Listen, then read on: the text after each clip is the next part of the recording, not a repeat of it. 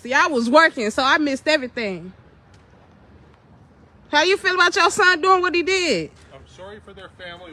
Okay, so why is he acting like he ain't do it? I don't control him. What you mean? That's your son. You here fixing his house and cleaning everything up? I haven't cleaned this up. Yes, y'all did. Y'all cleaned the lot. Y'all cleaned everything. We found the bags in the back. So who cleaned it up? I don't know. You don't know? I don't know. Yes, you do. Okay.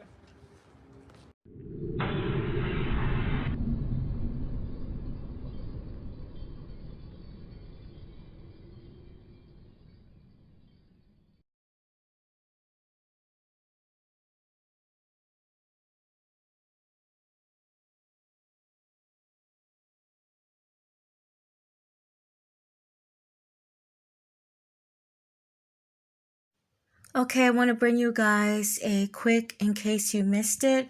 And that clip that you've seen right there, that is definitely Maxwell Anderson's father. And there was pretty much a shrine, I'm going to say. It was decorated. It all was on behalf of Sade because that was the last place that she was known to be.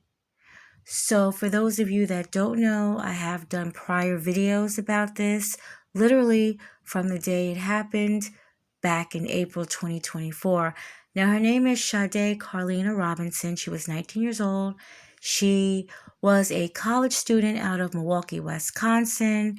She went out on a first date with a 33-year-old Maxwell Robinson. She was very excited about this date. She told several people. And again, I did the videos under Justice for Sade. It's an entire playlist from day one in case you want to just go look at those videos so I won't have to kind of repeat everything that I had already did. So it was later determined that the man that she had went out with, Maxwell Robinson, the two of them had went to a restaurant, went to a bar, they had a few drinks, and they went back to his home on the south side. So from what we all knew at that point was Sade was now missing. Her family would unfortunately have the horrific, grueling task of looking around the Milwaukee area to actually find her body parts. Imagine that, you having to find the body parts of your missing loved one because the person that has done this to her, he refuses to say anything. I also have his arrest that was recorded by a neighbor, which again is in the prior videos. So he refused to say anything, and he was arrested on April 4th, and we would find out there was a lengthy criminal record against this man. He had so much going on, and yes, he definitely is a few sandwiches short of a picnic as well. Now, what I didn't know was during the court, they had photos that Anderson was taken of Sade. She was incapacitated at this point. She was face down. Her face was buried in a couch cushion. He was groping her. He had her right breast that was exposed, and which would later be more of her body parts that he would cut off. He had cut off both her legs, her right arm, and her torso, all throughout, again, Milwaukee. This family had to find and gather to try to make her as whole as they could possibly do it. I can't even imagine. He would later stage her car and set it on fire. His intent was to seriously make it look like he had nothing to do with it. He didn't know where she was. That's what he thought. There was an informant, a friend of his, that he told everything to. So this informant that is in a warrant, a sealed warrant, but Maxwell Anderson had gave him a detailed plan, told him everything he was going to do. He had tarp covering the windows and walls from the ceilings to the floor in his basement. He told him that he planned to bring Sade back to this basement using a gun, shoot her, and dismember her, and dispose her body all throughout Milwaukee. And the informant said he believed there was tools that was also going to be used for this dismemberment. Now, Maxwell Anderson's attorneys, they said this was completely untrue, that Maxwell did not have this talk with the informant, but obviously everything that the informant said is exactly what Maxwell did. Exactly. So it doesn't even matter. It was a pre-planned murder that he did, and he started planning this, or at least he told the informant about this March 5th, 2024.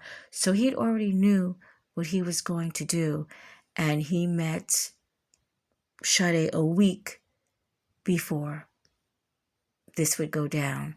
So I guess he didn't know exactly who he was going to do it, and then he met Sade, and he decided this was going to be the person, because the day that he actually seen her, he would do this hours later, which was crazy.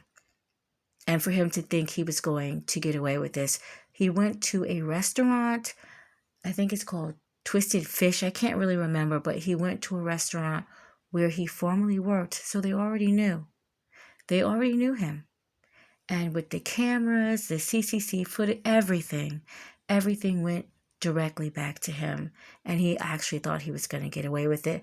So on June 5th, 2025, a Milwaukee jury had found him guilty on all counts: mutilating a corpse, arson, everything, hiding a corpse. And he will be sentenced on August 15th. Now, I checked to see if Milwaukee, Wisconsin had the death penalty. Unfortunately, they don't. But he's never getting out. He's never getting out. Life without no parole. Definitely, that's what we're going for. So I hate that the family has to go back on August 15th and see his sentencing. I wish they could have did this all in one day. But we're going to keep saying justice for Sade until we get the final verdict. As to count 1, the verdict reads, "We, the jury, find the defendant, Maxwell Anderson, guilty of first-degree intentional homicide as charged in count 1 of the information."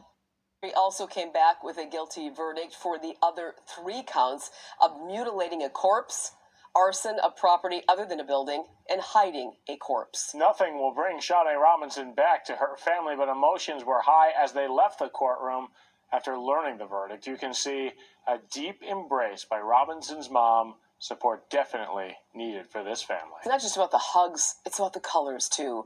Robinson's loved ones came out to the courtroom all wearing pink, as you see there. Pink was her favorite color. An empowering choice for them as they get ready to speak on the verdict that they have long waited for. Our Bill Miston and Bria Jones have been following this trial from the beginning. Let's start with Bria and the Robinson family, who I know you spoke with today, Bria. Ben, this is a moment 14 months in the making for Sade Robinson's family.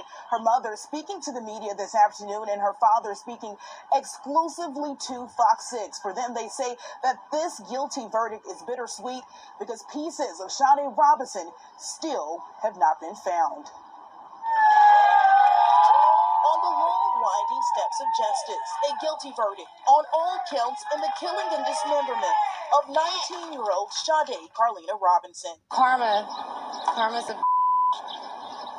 and I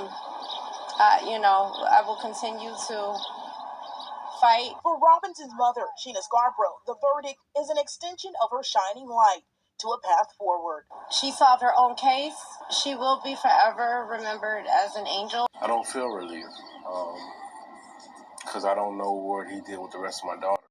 Hopefully, the family finding out at least he was found guilty, and it's not by, reason of insanity or any other thing like that. He was found guilty. So hopefully they have a little bit of peace, a little bit of comfort, again, until August 15th, where he will be sentenced indefinitely.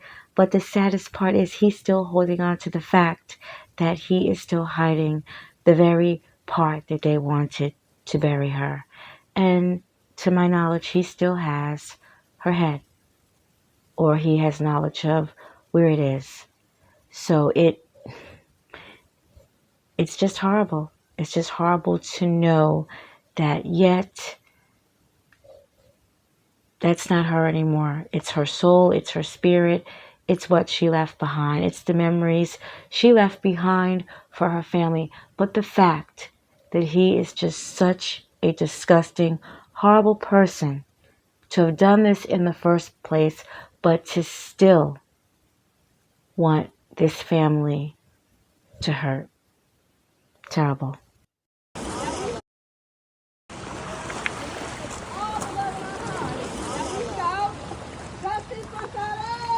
Justice for Sade!